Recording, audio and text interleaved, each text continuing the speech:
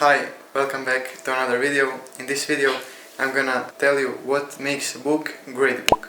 So what's the one characteristic of a great book and what I think for me is a great book. Because I realized this once I was reading a book, and I realized this only after experiencing this many more times. So I experienced this actually thing maybe 3 or 4 times, and then I realized that wow, this is actually a great book. And that's one criteria for me that makes a great book. And that's first I realized that when I was reading a book by Mark Twain, The Adventures of Huckleberry Finn, and I was just reading that book, and I was just so focused onto the story.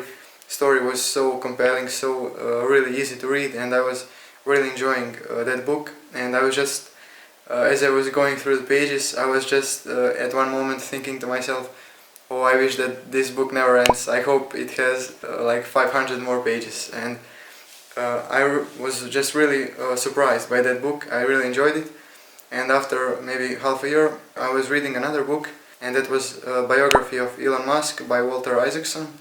And as well with that book, when I got to like middle of the book, I was just really enjoying that actually stories of Mr. Musk, and I was just wishing that it has 1,000 more pages. I would read all of that, and because it was so enjoyable, so valuable. And I again realized, wow, this book is really enjoyable, and it's a great book. For me, that's the main criteria for the great book. And then another time I realized this when I was reading The Alchemist by Paulo Coelho, because I was just, it's actually a really short book, maybe 100 pages, but I wished it had like 500 pages, because as I was reading and learning new things, actually getting those ideas from Paulo Coelho, it was really for me breathtaking. I was just so full of energy, and I was really enjoying that book. And for me, that's another example of a great book. And then the example, the part of this story when I actually realized that that characteristic is a characteristic for me that makes a great book was when I was reading Norwegian Wood by Haruki Murakami. And as I was reading that book, it's like 350 pages, and then by reading that book I realized finally that when you wish that the book never ends, that's actually a great book.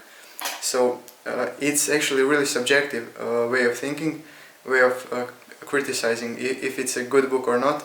But actually every one of us is different, and every one of us has different preferences and something that he likes. And so for me, the best criteria that each one of us can use to decide if this book is good for you is if you, while you are reading that book, if you're wishing that a book never ends. And I hope you are, or you will experience this feeling, because that's how you really know, that's how your heart and brain knows that you're reading a great book and that you're really enjoying it. Because it's when you're reading a book and you're just so surprised by and so shocked positively by the story, by ideas, by everything in that book, and you just wish, oh, that book has 1,000 more pages. And that's for me main criteria. I realized while I was reading those books. Of course there are so many more books I have read and felt the same way, but the important thing is that not every single book is gonna be like this. Because of course you're gonna read maybe 5 books that are like okay, but then 6th book is gonna be that great book, and you're gonna be really enjoying it. But you just have to keep reading, and you never know which book can be great for you, and that you're gonna feel that amazing while reading that book. So remember that main criteria if a book is good or not is that if you, while you're reading a book, if you're wishing that the book never ends. If you wish that the book never ends, it's a great book, and it's a great book for you because you're enjoying it. And if it's not, okay, that's okay for you.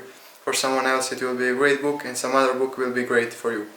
So I hope this was helpful. If this was helpful, click here and watch the video summary of the book The Fifth Mountain by Paulo Coelho.